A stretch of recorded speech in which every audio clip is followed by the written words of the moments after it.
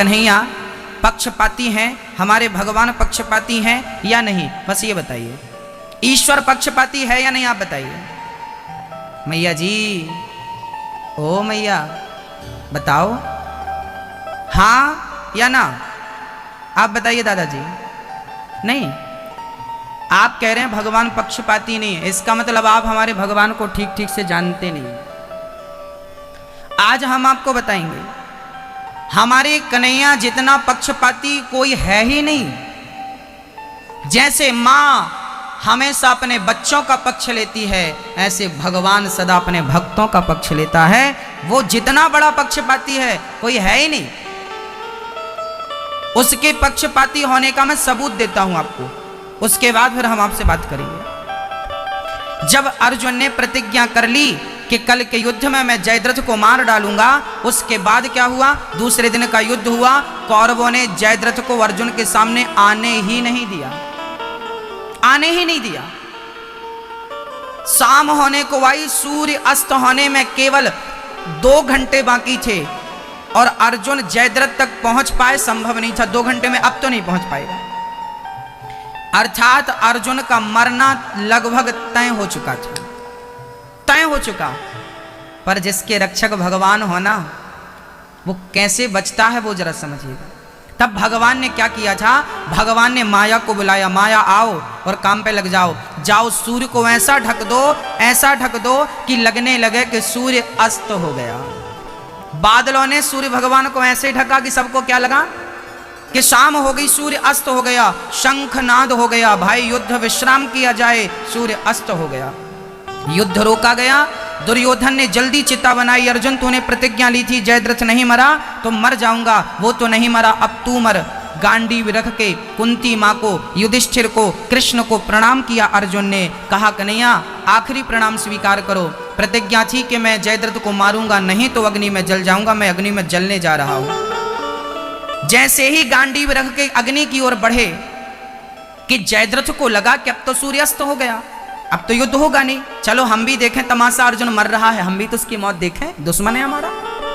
तमाशा देखने आ गया, ये भी सारी सिक्योरिटी तोड़ता हुआ और दौड़ा दौड़ा जयद्रथ आया और अर्जुन के सामने खड़ा हो गया, हंसने लगा, लो हमें मारने चला था, खुद मरने लगा। अब भगवान को इसी पल का इंतजार था कि ये सामने आकर खड़ा हो जाए। तब भगवान ने क्या किया, भगवान ने माया से कहा बादलों से, चलो भाई काम हो गया आपका, आने दो सूर्य भगवान को। और जैसी माया ने पर्दा हटाया तो सूर्य की किरण आई।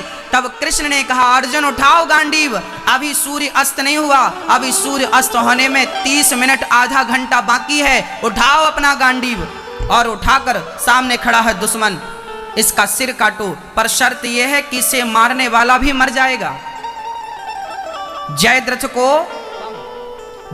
को वरदान था कि इसे जो मारेगा वो भी मर जाएगा, पर इसका सिर यदि जाकर इसके पिता की गोद में गिर जाएगा तो ये बाप बेटे मर जाएंगे।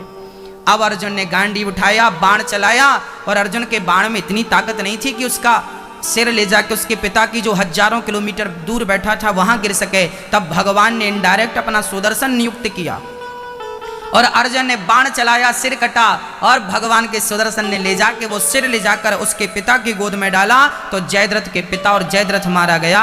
भगवान ने भक्त की रक्षा कर ली। बोलिए भक्त वत्सल भगवान की। परेशान किया तो मीराबाई छोड़कर चली गई थी, द्वारिका चली गई, और वहां द्वारिकाधीश के सामने वो कीर्तन थी, खरताल लेकर मंदिर के सामने बस नाचती रहती, गाती रहती, हरे कृष्ण कृष्ण मेरे तो गिरधर गोपाल, मेरे तो गिरधर गोपाल, मेरे तो गिरधर, हे गिरधर गोपाल, हे गिरधर गोपाल, गाती रहती गाती। यहां से संदेशा पहुंचाया गया, राणा के जाने के बाद कोई दूसरा बढ़िया सा राजा आया, उसको पता चला कि हमारे यहाँ की एक भक्तिमती मीराबाई, उस पर बड़ा अत्याचार राणा ने किया है। तो ब्राह्मणों से कहा जाओ मीरा को वापस लाओ। मीरा को वापस लाने के लिए पहुंचाया तो मीरा को खबर मिली कि मुझे वापस बुलाया जा रहा है। तो द्वारिकाधीश के सामने रोने लगी, द्वारिकाधीश तेरे दर पे आने के बाद, तुझे पाने के बाद क्या कोई फिर से वापस जाता है, मुझे स्वीकार कर लो। और वहाँ जब प्रेम की प्रबल पराकाष्ठा हुई, इतना प्रेम मीरा के हृदय में कि द्वारिकाधीश का मुंह खुला और देखते ही देखते लाखों के भक्तों के बीच में मीरा भगवान के मुंह में समा गई थी। ऐसी मीराबाई आज कहीं समाधि नहीं है मीरा की, द्वारिकाधीश के मुख में समा गई थी। यदि प्रेम भगवान से करोगे तो उसका मूल्य ये है, ऐसा मूल्य चुकाया जाता है। सुदामा ने प्रेम किया कन्हैया से, तो क्या मिला उसे? सुदामा जी आए तो क्या किया भगवान ने? देखे सुदामा की दीन दशा, करुणा करके करुणा निधि रोए। पानी परात को हाथ छुओ नहीं, नैनन के जल से पग धोए। अब बताइए, सुदामा आए थे घर पे द्वारिकाधीश से मिलने, जिसे लोग देखकर हंस रहे थे, ये भिखारी है, इनकी तो आदत हो गई है। और जब सुदामा ने कहा कि कृष्ण हमारे बचपन के मित्र हैं, तो लोगों ने बहुत मजाक उड़ाया था, बहुत हंसी उड़ाई थी। लो, मांगने का नया तरीका ढूंढ लिया, सखा हो गया। सुदामा ने कहा हंस लो। सुदामा चुपचाप खड़े रहे, इंतजार करते रहे कि मेरा कृष्ण आएगा जरूर। प्रेम किया था ना सुदामा ने, कृष्ण क्यों नहीं आते? द्वारपाल ने संदेशा पहुंचाया तो भगवान दौड़े दौड़े आए, उनका दुपट्टा जमीन में गिर गया सो गिर गया, उठाया नहीं, जैसे थे नंगे पांव दौड़ पड़े जगत के पालनहार, और उठाकर सुदामा को हृदय से लगा लिया, गले लग गए सुदामा को फूट फूट कर। सोचिए, जिसके दर्शन करने के लिए लाखों की भीड़ लगती है, आज वो सुदामा को कर। सुदामा की क्या हैसियत थी? पांव में कांटे चुभे थे, चप्पल भी तो नहीं थी पांव पे, टूटी सी लाठी थी, टूटा सा कमंडल था, 4 मुट्ठी चावल कांख में दबे थे, शरीर पे कितने कपड़े थे, फटे पुराने कपड़े पहनकर सुदामा द्वारिका पहुंचे।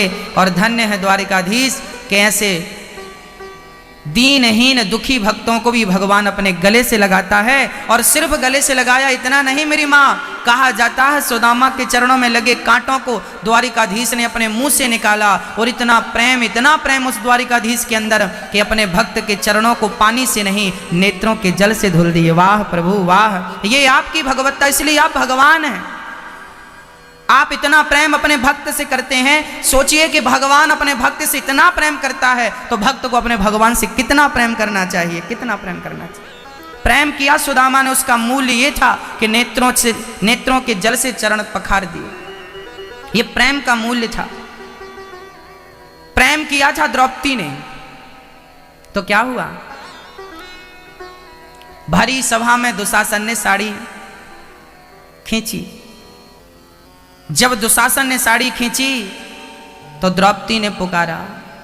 क्या कहा था द्रौपदी ने? कहाँ जा छिपे हो प्यारे कन्हैया, यहाँ लाज मेरी लूटी जा रही है। दुशासन के हाथों तेरी द्रौपदी की सभा बीच साड़ी खींची जा रही है। कहाँ जा छिपे हो प्यारे कन्हैया, यहाँ लाज मेरी लूटी जा रही है। जिन्होंने कभी मेरी सूरत ना देखी, वो देखेंगे आज वदन मेरा नंगा। कन्हैया, जिन्होंने कभी शक्ल नहीं देखी, घूंघट डाल के रहती थी, आज वो मेरा निर्वस्त्र शरीर देखेंगे। हे द्वारिकाधीश, जिन्होंने कभी मेरी सूरत ना देखी, वो देखेंगे आज वदन मेरा नंगा। जुआ में पति जी मेरे हारे हैं बाजी, महलों की रानी लूटी जा रही है। द्रौपदी ने पुकारा, हे द्वारिकाधीश। अच्छा, द्रौपदी के बुलाने में देर लगी है भक्तों, गोविंद के आने में देर नहीं लगी। द्रौपदी ने पहले किन्हें बुलाया? गुरु द्रोण बोलो, पितामह बोलो, तुमसे तुम्हारी ये बहू पूछती है। पांचों पति आज बैठे सभा में, महलों की रानी लूटी जा रही है। अर्जुन, कहां तुम्हारा गांडीव? देखो, दुशासन ने मेरे केस पकड़ रखे हैं। द्रौपदी के केस जब दुशासन ने पकड़े थे ना मां, उस समय द्रौपदी रजस्वला थी। उस टाइम पे जब स्त्री घर से बाहर नहीं निकलती, उस टाइम पे उसे निर्वस्त्र किया जा रहा था। अर्जुन, कहां है गांडीव? अर्जुन ने सिर झुका लिया। भीम, कहां है 10,000 हाथियों का बल? भीम ने सिर झुका लिया। युधिष्ठिर, कहां है तुम्हारे धर्म की ध्वजा? कहते हैं जहां धर्मराज युधिष्ठिर होते हैं वहां अधर्म नहीं होता। क्या ये अधर्म नहीं है? सब चुप हो गए। गुरु द्रोणाचार्य जी, आप तो बोली, आप तो गुरु हैं, सबका बोध है आपको, आपके सामने किसी बेटी की इज्जत लुट रही है। गुरु ने सिर झुका लिया। पितामह भीष्म, सबसे बड़े आप हैं, और क्या मजाल के आपके होते अधर्म हो जाए? ये दुशासन में इतनी ताकत कहां कि आपके एक बाण का सामना कर सके? पितामह साइलेंट थे, कुछ बोले नहीं।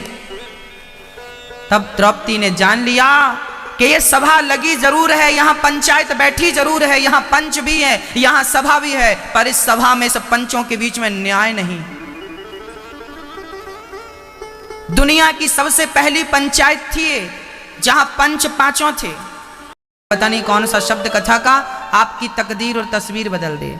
इसलिए जब कथा सुनते हैं ना भक्तों, तो क्या होता है, बोले कथा जब कानों से जाती है ना, भले आपको समझ में आए कथा ना आए, पर वो कथा जब कानों से हृदय तक पहुंचती है तो हृदय में बैठे जन्म जन्म के पाप समाप्त हो जाते हैं। ये कथा का प्रभाव है। कथा चित्त को शांत करती है, मन को केंद्रित करती है। अर्जुन ने अश्वत्थामा को पकड़ने के लिए दौड़ लगाई। अश्वत्थामा ने ब्रह्मास्त्र चलाया। अर्जुन दौड़े दौड़े कृष्ण की शरण में आ गए। पाहि पाहि महायोगिन देव देव जगत्पते, नान्यं त्वद्भयं पश्ये यत्र मृत्युः परस्परम्। पाहि पाहि महायोगिन देव देव जगत्पते। भक्तों, अर्जुन चरणों में गिर पड़े। प्रभु, ब्रह्मास्त्र चला दिया है अश्वत्थामा ने, आप रक्षा करिए, लाज बचाइए। भगवान ने कहा तू भी ब्रह्मास्त्र चला।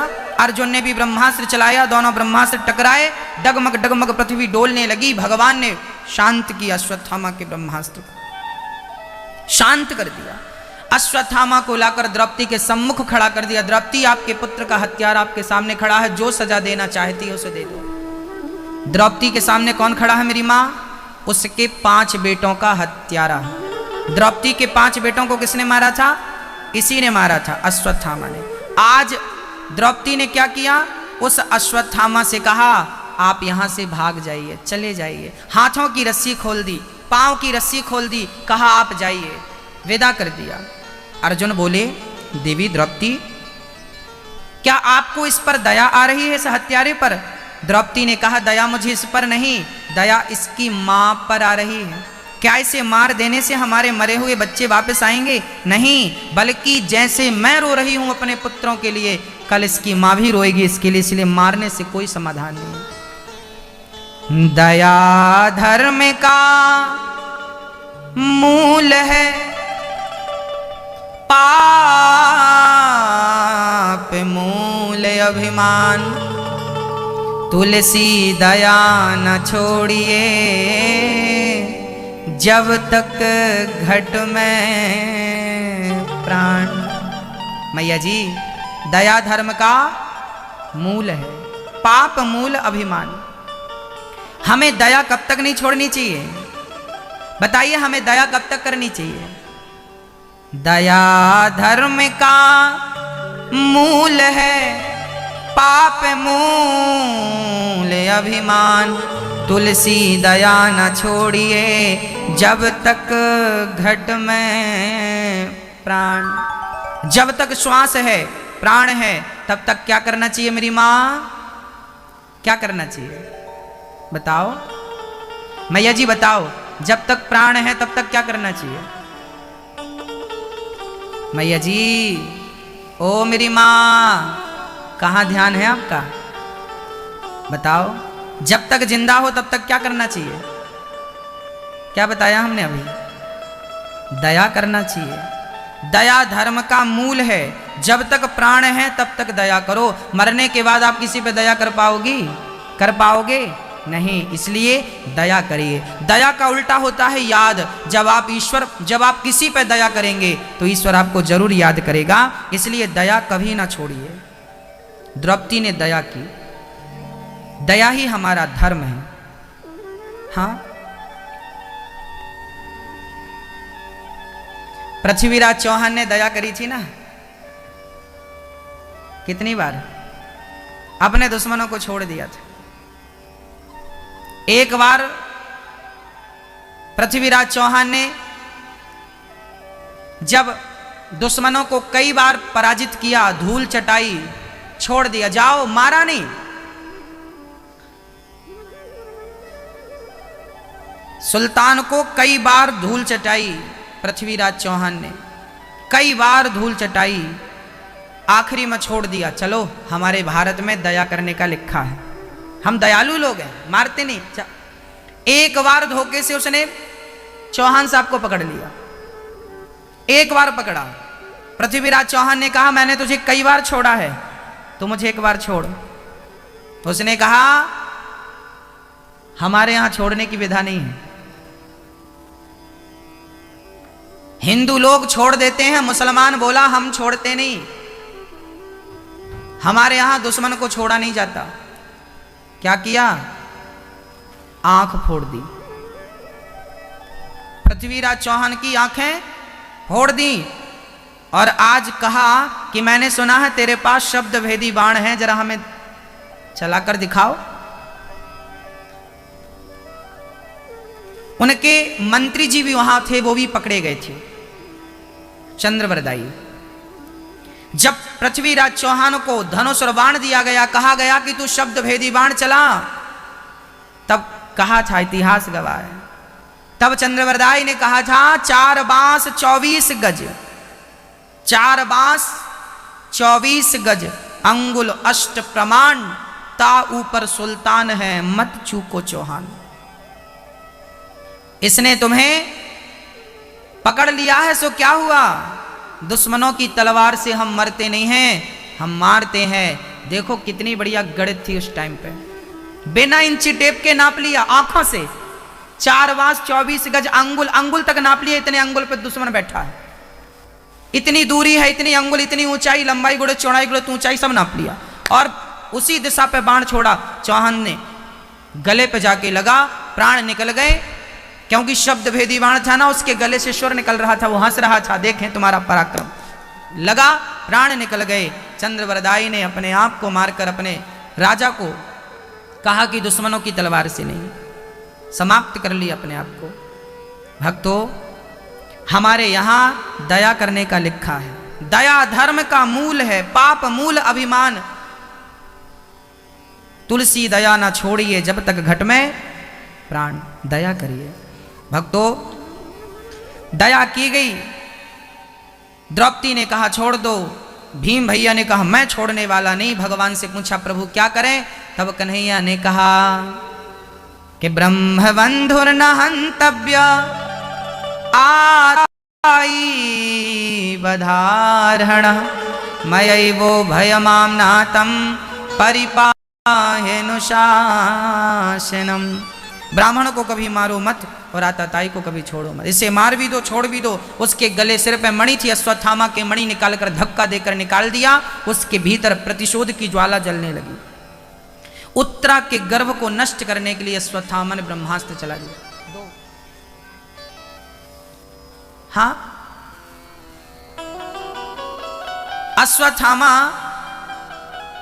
अश्वत्थामा को आज भगवान ने देखा कि इसने ब्रह्मास्त्र चला दिया। नन्हे से बच्चे जो पेट में उत्तरा के गर्भ को नष्ट करने के लिए जब इसने ब्रह्मास्त्र चलाया, उत्तरा दौड़ी दौड़ी आई, कृष्ण के चरणों में बोलने लगी, हे प्रभु मेरी रक्षा करो। जिस बालक ने अभी जन्म नहीं लिया उसे मारने के लिए अश्वत्थामा ने ब्रह्मास्त्र चला दिया। उत्तरा शरण में गई, भगवान ने अंगूठे के बराबर रूप बनाया। उत्तरा के गर्भ में जाकर उत्तरा के गर्भ की रक्षा की। भगवान श्री कृष्ण वापस आए, उत्तरा को वहां से विदा किया, जाओ, और अश्वत्थामा को अजर अमर का वरदान दिया। तुम्हें जो घाव अभी है सिर पर, मणि निकालने का जो घाव सिर पर है, ये घाव जीवन में कभी भरेगा नहीं, तुम अमर हो जाओ। आज भी अश्वत्थामा जी अमर हैं। उत्तरा ने कहा, प्रभु आपने इसे अमर कर दिया, तो अमर होना तो सभी चाह रहे हैं, तो ये कोई दंड थोड़ी हुआ। बोले ना, इसके सिर पे घाव है, इसके सिर पे अभी ताजे, इसके शरीर पे ताजे ताजे घाव हैं, ये अमर रहेगा, पर इसे इसके घाव कभी भरेंगे नहीं, जैसे हैं वैसे बने रहेंगे। अब सोचिए, किसी के शरीर में बड़ा दर्द हो और उसे कह दिया जाए तुम अमर हो जाओ, तो उस दर्द के साथ वो अमर होगा, तो वो घुट घुट के मरने वाली बात होगी कि नहीं। ये वरदान दिया था भगवान ने, तुम अमर हो। क्यों वरदान दिया? क्योंकि तुमने गर्भ के बच्चे को मारना चाहा। अश्वत्थामा ने पेट के बच्चे को, जो गर्भ में था, याद रखना मेरी माँ, जो गर्भ हत्या लोग करते हैं, भ्रूण हत्या लोग करते हैं, इसका बहुत जघन्य पाप होता है और इसका परिणाम भोगना पड़ता। अश्वत्थामा ने यही पाप किया था कि गर्भ के बालक को मारना चाहा था, भगवान ने ये सजा दी। आज भी 7 लोग अजर अमर हैं। अश्वत्थामा, बलिर्व्यासो, हनुमानश्च विभीषणः, कृपा परशुरामश्च, कृपाचार्य। अश्वत्थामा, ये बलि, राजा बलि पाताल के राजा हैं अभी। अश्वत्थामा, बलि, वेद व्यास जी अभी जीवित हैं। हनुमान जी, विभीषण जी, कृपाचार्य जी, परशुराम जी, और 8वें हैं मार्कंडेय जी। ये लोग आज भी जीवित हैं, ऐसा शास्त्रों ने हमें कहा है। भक्तों, आज भगवान द्वारिका जाने की तैयारी कर रहे थे, तभी कुंती बुआ सामने आ गई। कृष्णाय वासुदेवाय देवकी नंदनाय च नंद गोप कुमाराय गोविंदाय नमो नमः। आज कुंती बुआ ने कहा, कन्हैया हम आपसे कुछ मांगना चाहती हैं। कन्हैया बोले, माँ हमसे मांगना चाह रही हो, मांगो, क्या चाहे, जो मांगोगी हम देंगे। कुंती बुआ ने कहा, यदि देना चाहते हो तो मांगू। हाँ हाँ बुआ मांगो, जो मांगोगी सब मिलेगा। कुंती बुआ ने कहा, देना चाहते हो तो हमें दुख दे दो। दुख? दुख? हाँ हाँ दुख। अब बताइए कौन होगा वो जो भगवान से दुख मांगे, हमारी झोली में दुख दे दो। कन्हैया बोले, माँ जब से आपने होश संभाला है तब से आपने दुख ही दुख पाया, फिर भी हमसे दुख मांग रही हैं। लाक्षागृह में बंद करके कौरवों ने आग लगवा दी थी, क्या ये दुख कम था? भारी सभा में द्रौपदी की लाज लूटनी चाहिए, क्या ये दुख कम था? 12 वर्ष का वनवास, 1 वर्ष का अज्ञातवास आपको दिया गया, क्या ये दुख कम था?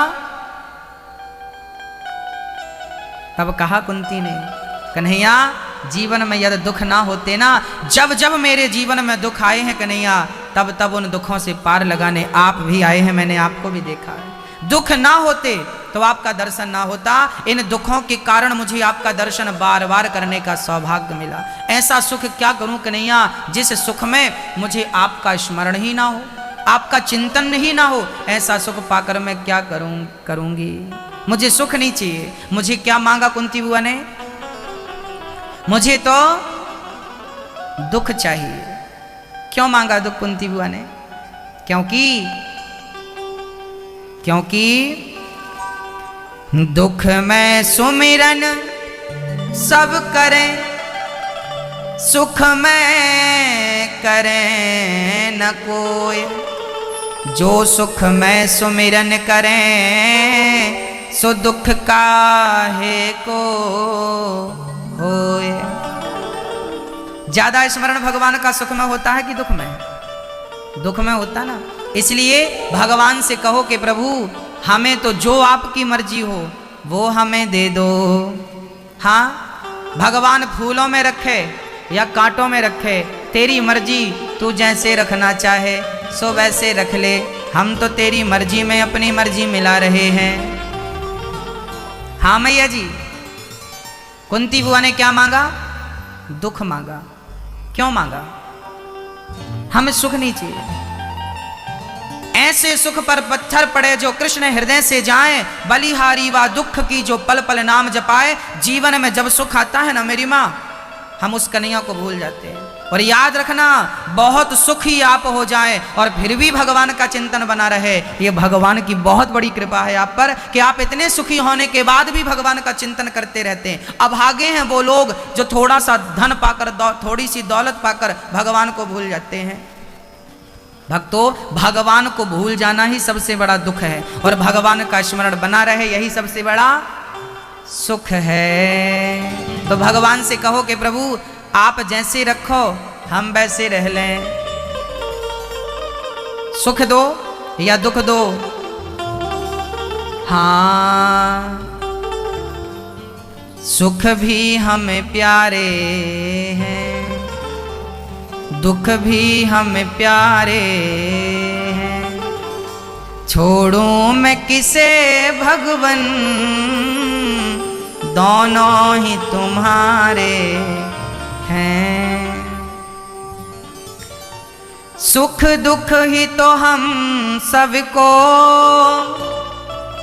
इंसान बनाते हैं। सुख दुख ही तो हम सबकी गाड़ी को चलाते हैं। संसार की नदिया के दोनों ही किनारे हैं। सुख भी हमें प्यारे हैं, दुख भी हमें प्यारे। भक्तों, जीवन में कभी सुख की कामना ना रखो, भगवान जो दे सो रख लो। ये जिंदगी की डोर सौंप हाथ दीनानाथ के, ये जिंदगी की डोर सौंप हाथ दीनानाथ के। महलों में राखे चाहे झोपड़ी में वास दे। कन्हैया मर्जी तेरी, तू महलों में रख तो हम महलों में रह जाएं, तू झोपड़ी में रख हम झोपड़ी में रह जाएं। हम क्या करें मेरी माँ? हम अपने आप को उठाएं और भगवान के चरणों में डाल दें। प्रभु मैं तेरा और तू मेरा। ये जिंदगी की डोर सौंप हाथ दीनानाथ के। महलों में राखे चाहे झोपड़ी में वास दे। धन्यवाद निर्विवाद राम राम कहिए, जाही विधि राखे राम ताही विधि रहिए। किया अभिमान तो फिर मान नहीं पाएगा, होगा प्यारे वही जो श्री राम जी को भाएगा। फल आशा त्याग शुभ काम करते रहिए, जाही विधि रखे राम ताही विधि रहिए।